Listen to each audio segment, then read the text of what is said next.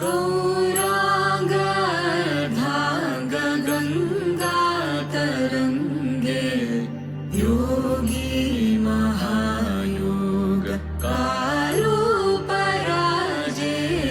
Gauranga. Matsyendranath and Dattatreya have been held as the greatest yogis in the tradition. A pot, a jug of wine on one lap and a young woman on his other lap. He just looked. Dattatreya looked drunk.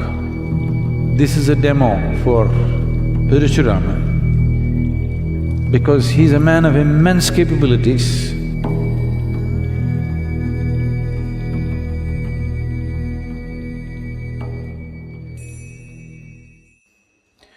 In certain schools of yoga, they classify yogis into three categories. These are referred to as Mandha, Madhyama and Uttama. Mandha means he has tasted what it means to be conscious. He has tasted the source of creation, he has known the oneness, but not able to keep it throughout the day. He needs to remind himself. When he reminds himself, when he's aware, he's there. When he is not aware, he loses that whole experience. Nobody can be effortfully conscious for 24 hours. If you're making an effort to be conscious, if you can manage it for a few seconds or minutes, it's a big thing. Otherwise it'll go all over the place. So the first stage of a yogi is called Mandha. The second stage of the yogi is called Madhyama, that means medium. He is constantly in perception, but the inner dimension and what's beyond is in perception, but what is here, he cannot manage. You have… being in India, definitely you have heard of various yogis who were worshipped, but they were absolutely incapable of anything in their life. Many of them at a certain phases of their life, they even had to be reminded to eat and go to the toilet. Even that had to be taken care of. They became like helpless infants. But they were in a fantastic state within themselves. But however fantastic it is, you cannot remain in that state because being disconnected from the physical world, you cannot remain in the physical body. If you have to maintain your physical body, you must have some competence with the physical world, otherwise you cannot manage it. The third state of a yogi is constantly in perception of the ultimate. At the same time, he is perfectly in tune with the outside. To an extent, you do not know whether he is really a yogi or not.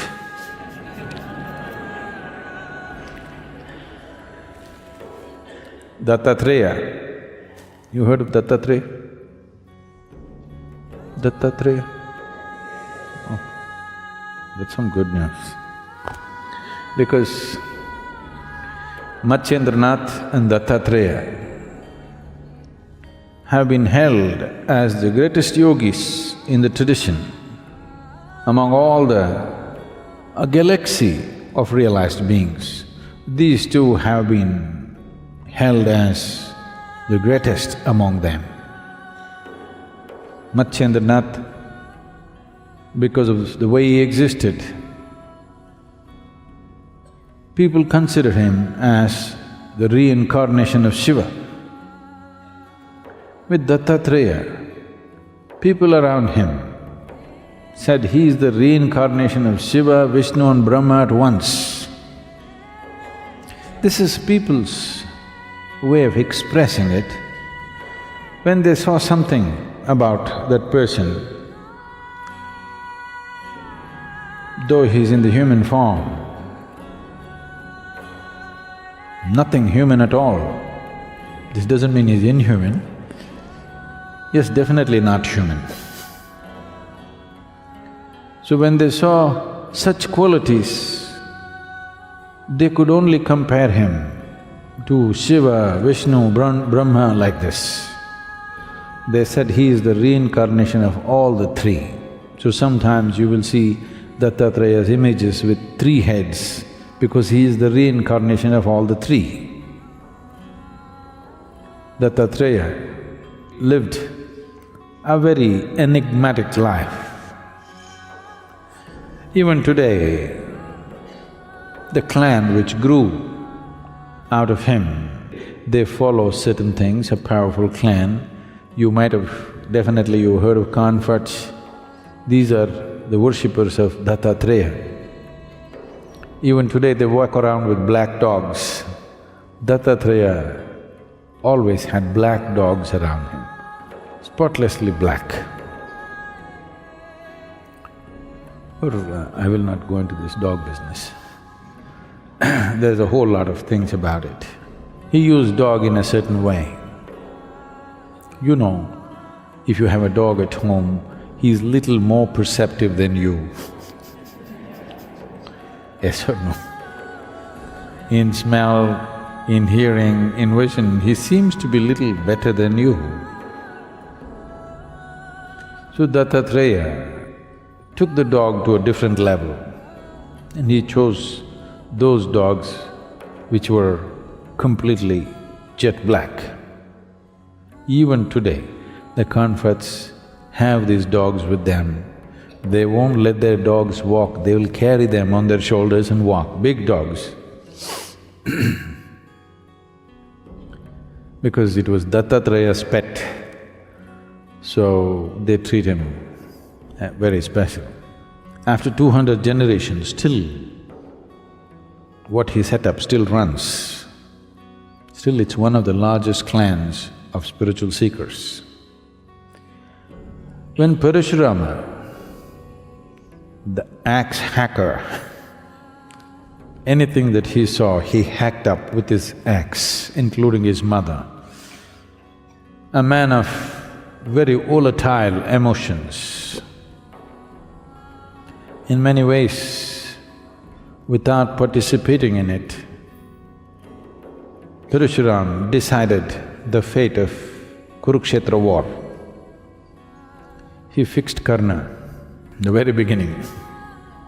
He had enormous capabilities, but his emotional volatility did not allow him to perceive the divine every moment of his life, off and on, off and on. Bad weather most of the time. So he went to many gurus or teachers. When he found they did not have what he's looking for, he hacked them. Yes.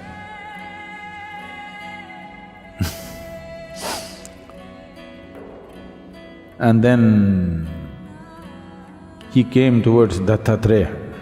People told him, Dattatreya is your answer.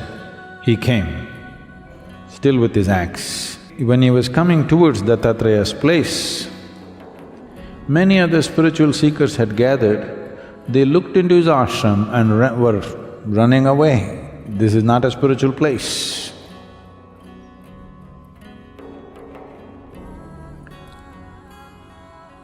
When Parashuram walked in to Dattatreya's abode, he looked. Here was a man who was sitting with a pot, a jug of wine on one lap, and a young woman on his other lap. He just looked. Dattatreya looked drunk. Parshuram looked at him, put his axe down for the last time and prostrated himself. Everybody else left.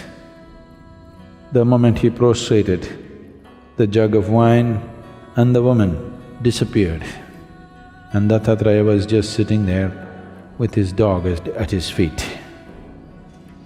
Parshuram found his salvation to Dattatreya.